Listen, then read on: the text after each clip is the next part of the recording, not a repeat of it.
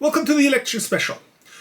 We're having an election in the UK in about 3 weeks' time, and we thought we'd spend a little bit of time talking about the individual parties and their record on shooting and their record on allowing us access to import things for shooting purposes. And we're going to start off with the largest party, the party that has been in power, which is the Conservative Party.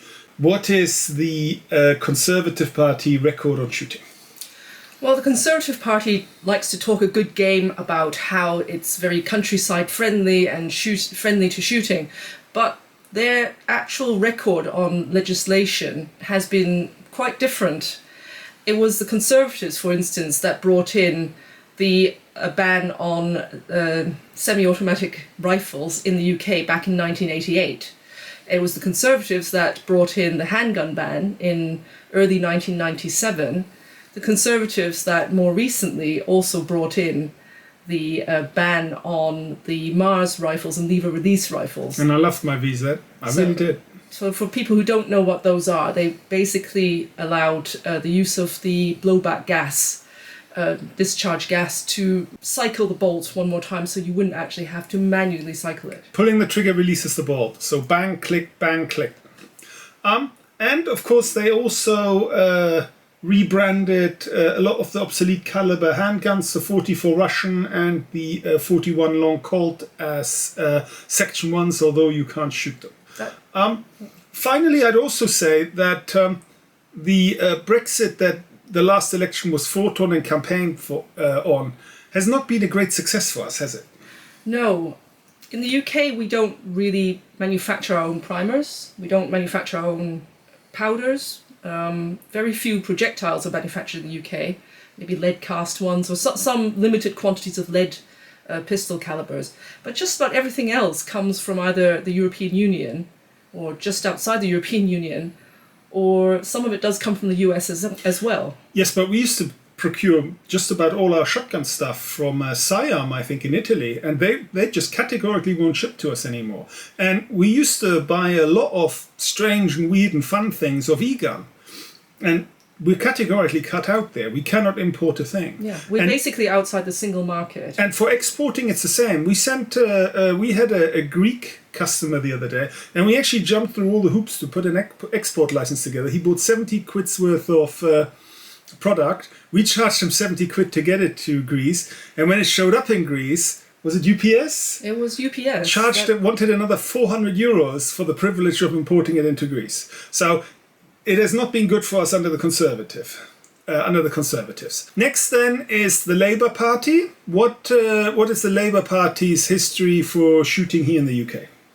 Well, the Labour Party is generally thought of as being a little bit unfriendly to shooting sports. They did bring in the amendment that banned .22 handguns. That was back in late 1997. They did. And they did bring in the Antisocial Behaviour Act, which restricted the carrying of imitation firearms to over 18s. And then after that, they brought in the Violent Crime Reduction Act. That was the one that aimed to take away all imitation firearms. But actually, I would say they actually listened to people. I mean, the whole airsoft community, for example. They did. That was Hazel Blear, wasn't it? That was Hazel Blear's together with... Yeah, but she actually received a delegation from the airsofters, and to some extent she carved out a role for them. Fundamentally, though, I don't think they're going to improve our trading with the EU for us.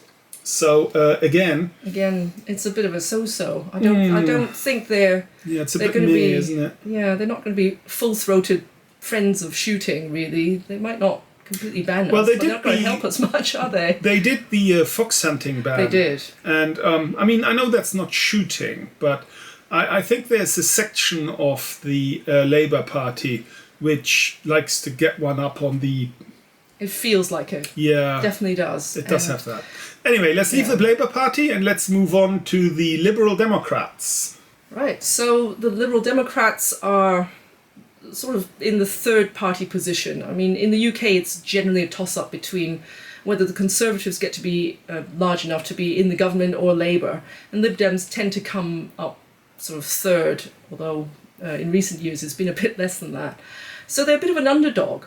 Actually, the record of Lib Dems has been pretty good for shooters. They're doing a lot with the BASC. They are. They're doing outreach. They're doing loads, and I mean, back in 2015, I think there was an airgun association asking all the parties what their stance was on shooting, and the Lib Dems were very supportive. I thought they were saying it contributes billions to the UK economy, and they would be keen to support that. Yeah, and fundamentally, you can't call yourself the Liberal Party if you ban lots of stuff. The idea is that individual voters should have a choice about the pursuits that they have. And of course, the thing that I would personally like is that there's at least some sort of hope there for rapprochement with the European Union, which would at least let us trade a bit again. That's it. You know, I mean, we're effectively, to a large extent, still living off the supplies that we bunkered before the single market came to an end for us here. Hopefully, they're the most pro-EU of all the main national parties that are out there.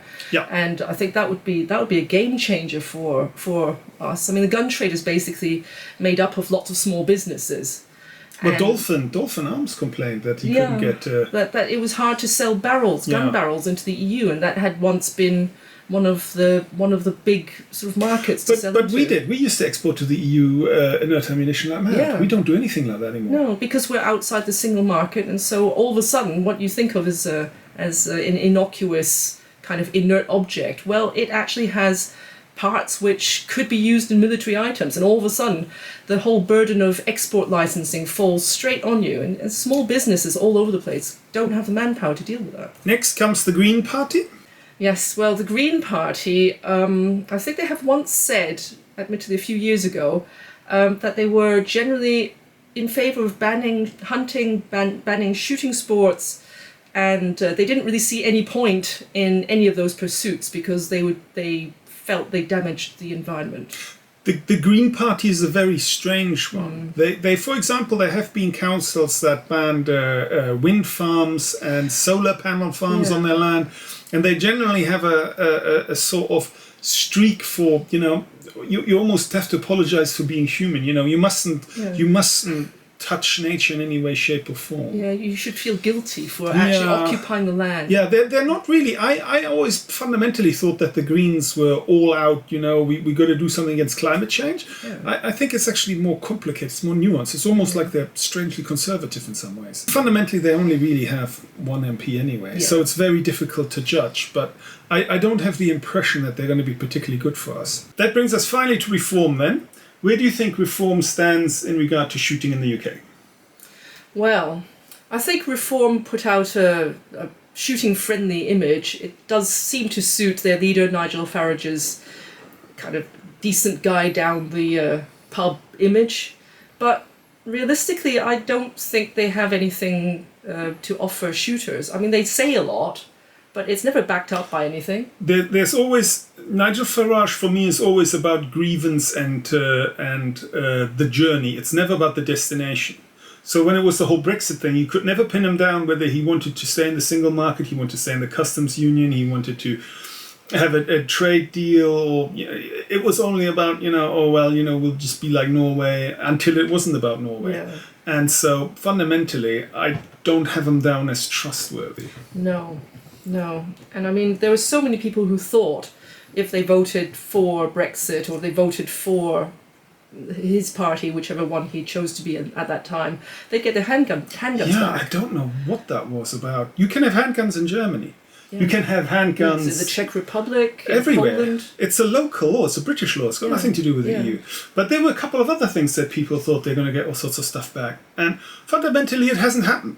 And I think the revelations today in the Times that a number of Reform Party members that are standing are literal friends with Nazis on Facebook. That's really rather ended any interest that I have in them. Oh, yeah. And if you think I'm joking, I'm not. I'll put the article in here. Any other thoughts? About Reform, I wouldn't support them. I mean, it's just been a lot of hot air. With the Brexit that we've ended up with, partly thanks to Nigel Farage, we can't even bring in components. I mean... long-standing suppliers that used to supply us with shot shell hulls, they won't even ship to the UK. I mean, and UK fundamentally, Brexit is Nigel Farage. Yeah, and the more he distances, obviously now blames whomever. He's always ever going to blame people because it's all about grievance with him. fundamentally, the reason we have Brexit is because of Nigel Farage. Now that brings us to the SNP, to Plaid Cymru, and the DUP and other parties. They're not national, so we're not going to cover them. If you're now politics can wind people up, and if you're shouting at the screen, just remember these are our opinions, and you're allowed to have your own opinions, and you're allowed to vote for whatever party you want. And that's the wonderful thing about a democracy. There's always a certain level of renewal. And that brings us back to what we're going to vote here. We're in a little special situation. We're here in Surrey. Here it comes down to a vote between the Conservatives and the Lib Dems. And so we are going to vote for the Liberal Democrats. I hope this was interesting. And we will see you next time. Bye-bye. Were we too hard on reform? Can never be too hard on reform. I don't think you can be hard on reform. Yeah, that guy really screwed us over. Yeah.